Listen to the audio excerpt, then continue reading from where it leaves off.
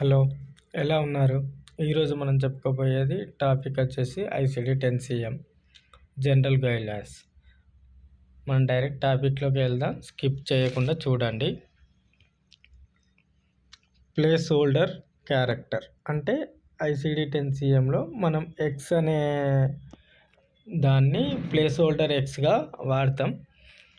ఈ place holder X అనేది ఎందుకు వాడాలి అని అంటే ఫ్యూచర్లో ఆ కోడ్ని మనం ఎక్స్పాన్షన్ చేయడానికి, ఇప్పుడు ఉన్న కోడ్ స్పెసిఫిసిటీ కానీ ఇంకేమైనా తర్వాత ఫ్యూచర్గా ఏమైనా అవకాశం ఉంటే దాన్ని ఎక్స్పాన్షన్ చేసుకోవడానికి ఈ ఎక్స్ అనే హోల్డర్ని వాడతాం. నెక్స్ట్ వచ్చేసి అబ్రివేషన్స్ ఐసిడిలో ఒక 2 మోస్ట్ ఇంపార్టెంట్ మనకి ఖచ్చితంగా తెలియాల్సినవి ఏంటి అంటే ఎన్ఈసి, ఎన్ఓఎస్. ఎన్ఈసి అంటే ఏంటిది, ఎన్ఓసి అంటే ఎన్ఓఎస్ అంటే ఏంటిది అనేది కంపల్సరీ తెలియాలి. ఎన్ఈసి అంటే నాట్ ఎల్స్వేర్ క్లాసిఫైడ్, అంటే నాట్ ఎల్స్వేర్ క్లాసిఫైడ్. ఈ ఎన్ఈసి అనేది ఈక్వల్ టు అదర్ స్పెసిఫైడ్. ఇప్పుడు ఒక అల్సర్ ఉంది, అల్సర్ పర్టిక్యులర్ ప్లేస్లో యాంకిల్కి ఉంది అని అంటే మనకి యాంకిల్కి ఒక కోడ్ ఉంటుంది. ఆ కోడ్ని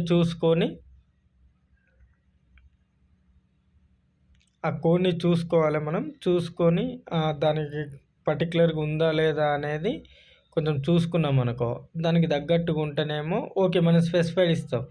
కానీ వాడు ఇప్పుడు మనకు లెఫ్ట్ టోయ్కి అల్సర్ ఉంది అని చెప్పాడు, దానికి పర్టికులర్గా మనకు ఐసిడిలో అసలు కోడ్ అనేది ఉండనప్పుడు మనం తీసుకోవాల్సింది ఏదైతే వాడి స్పెసిఫిసిటీని మెన్షన్ చేస్తుండో డాక్యుమెంటేషన్లో, అది మనకు ఐసిడి బుక్లో లేకపోయినప్పుడు మనం వాడేదే ఎన్ఈసి, దాన్నే అదర్ స్పెసిఫైడ్ అని చెప్పి అంటారు.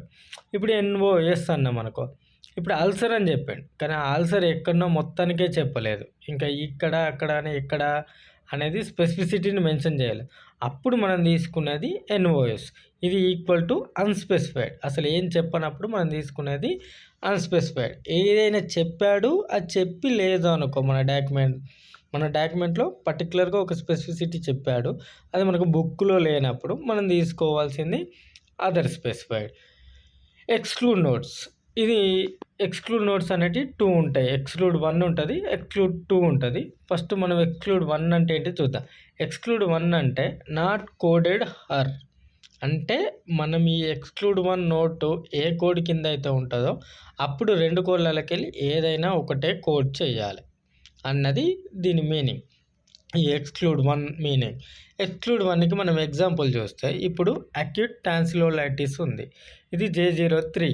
దాని కింద ఎక్స్క్లూడ్ 1 షోర్ థోట్ అని ఉంది.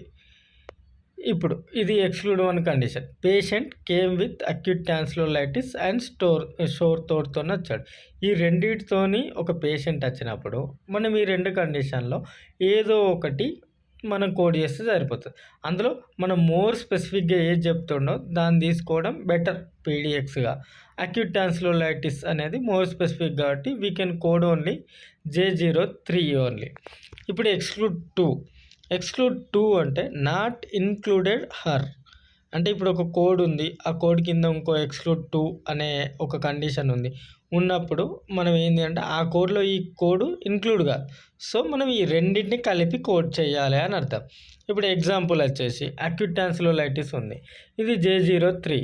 ఎక్స్క్లూడ్ 2 వచ్చేసి క్రానిక్ టాన్సిలోలైటిస్ ఉంది, J35.0.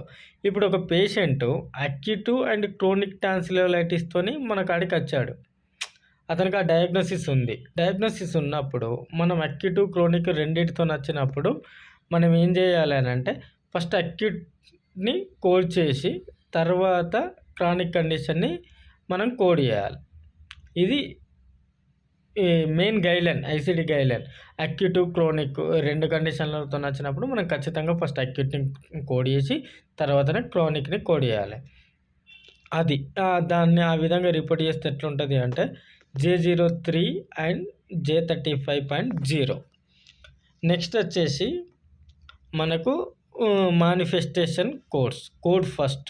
మానిఫెస్టేషన్ కోడ్స్ ఎప్పుడైతే మానిఫెస్టేషన్ కోడ్స్ ఉంటాయో మనం ఏంటిది ఆ కోడ్ డిస్క్రిప్షన్లో మనకు ఉంటుంది, మానిఫెస్టేషన్ కోడా కాదా అని తెలవడానికి మళ్ళీ పెద్దగా చదువుకొని దానికి ఎగ్జాంపుల్ చెప్పాల్సిన పని మనకేం లేదు.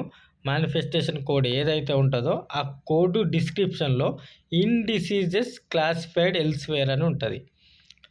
ఇలాంటి కోడ్లు ఎప్పుడు కానీ ఇన్ డిసీజెస్ క్లాసిఫైడ్ ఎల్స్వేర్ అని ఎప్పుడైతే మనకు ఐసిడి మేనిఫెస్టేషన్ కోడ్ పక్క పొంటి డిస్క్రిప్షన్లో ఇది కనబడుతుందో అలాంటి కోడ్లని మనం ఎప్పుడూ పీడిఎక్స్గా ఇవ్వకూడదు.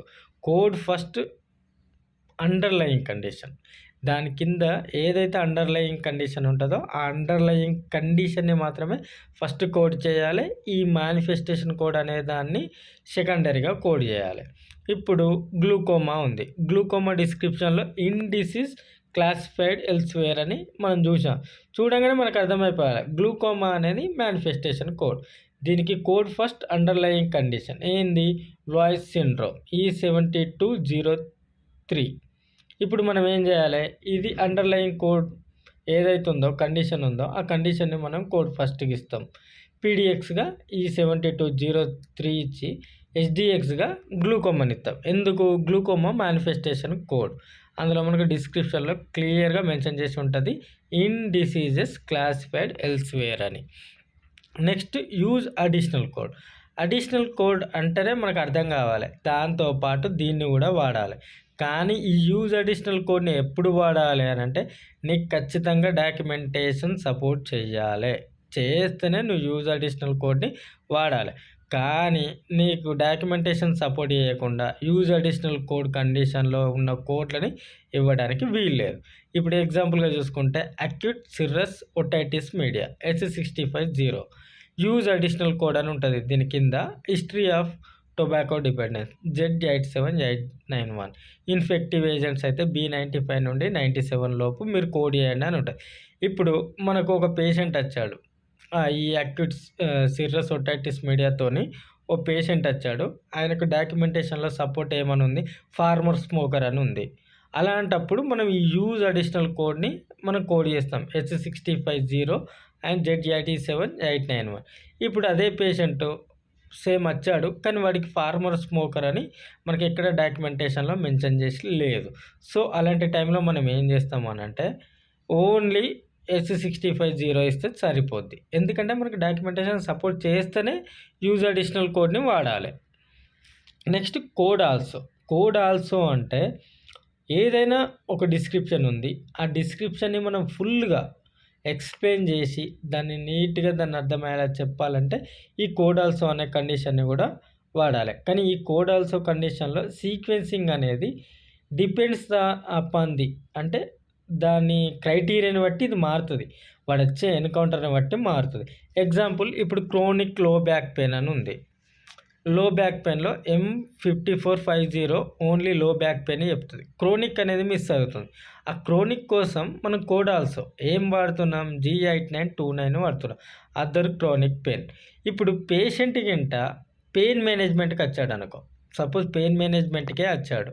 ఆ పెయిన్ మేనేజ్మెంట్కి వచ్చినప్పుడు G8929 క్రానిక్ పెయిన్ అనేది పీడిఎక్స్కి ఇచ్చి M5450ని లో బ్యాక్ పెయిన్ని సెకండరీకి ఇస్తాం.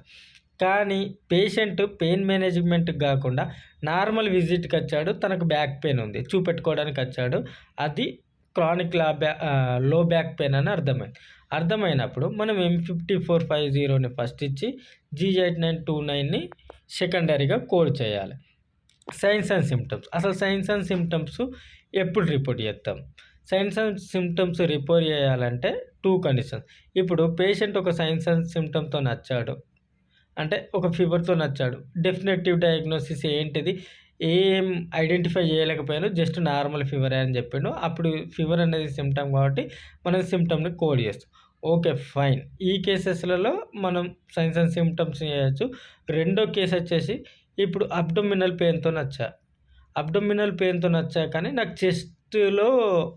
చెస్ట్కి సంబంధించింది ఏదో వచ్చింది, లేదంటే ప్యారెంజైటిస్ అనుకోండి, ప్యారెంజైటిస్ లేదా లారెంజైటిస్, గొంతుకు సంబంధించిన ఏదో ఇన్ఫ్లమేషన్ వచ్చింది, నేను వచ్చింది మాత్రం అబ్డోమినల్ పెయిన్. ఈ కండిషను ఆ కండిషన్కి రిలేటెడ్ కాదు, ఈ సిమ్టమ్ రిలేటెడ్ కానప్పుడు మనం సిమ్టమ్ కోడ్ చేయాలి, ఆ ఇన్ఫ్లమేషన్ని కూడా కోడ్ చేయాలి. ఎప్పుడైతే ఈ సిమ్టము పర్టికులర్ డయాగ్నోసిస్లో ఒక పార్ట్ అయినప్పుడు మాత్రమే కోడ్ చేయము, otherwise we can code science and symptoms also. Next వచ్చేసి అక్యూట్ అండ్ క్రోనిక్ కండిషన్స్. మనం ఇంతకుముందు స్లైడ్లోనే చెప్పుకున్నాం. ఒక పేషెంట్ అక్యూట్ క్రానిక్ 2 కండిషన్లతో వచ్చాడు అనుకో, మనం code first acute condition then chronic కండిషన్ని కోడ్ చేయాలి. ఇప్పుడు ఇక్కడ చెప్తుండే patient came with acute and chronic bronchitis. Code first ఏం చేస్తాం, acute condition J20.9 and J42 అనేది HDX chronic bronchitis. Sequela, main sequela అంటే లేట్ ఎఫెక్ట్. ఒక కండిషన్ వల్ల ఏదైనా కాంప్లికేషన్ చాలా రోజుల తర్వాత వచ్చేదాన్ని సీక్వెల్లా అని అంటారు. ఇప్పుడు మనకు డాక్యుమెంటేషన్లో డిస్ప్లేస్డ్, నాన్ డిస్ప్లేస్డ్ అని మెన్షన్ చేయలేదు. చాలామంది ఇక్కడ కన్ఫ్యూజ్ అవుతారు. డిస్ప్లేస్డ్, నాన్ డిస్ప్లేస్డ్ అని ఏది తీసుకోవాలి అని. ఏది తీసుకోవాలంటే డిస్ప్లేస్డే తీసుకోవాలి.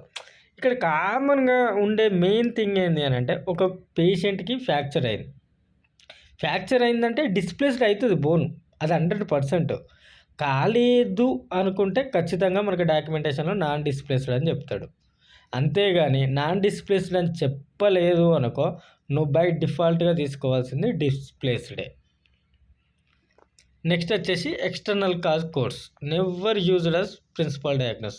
మీరు గుర్తుంచుకోండి, V2Y, VXY ఇవన్నీ ఎప్పుడు ప్రిన్సిపల్ డయాగ్నోసిస్గా మనం వాడద్దు కూడా.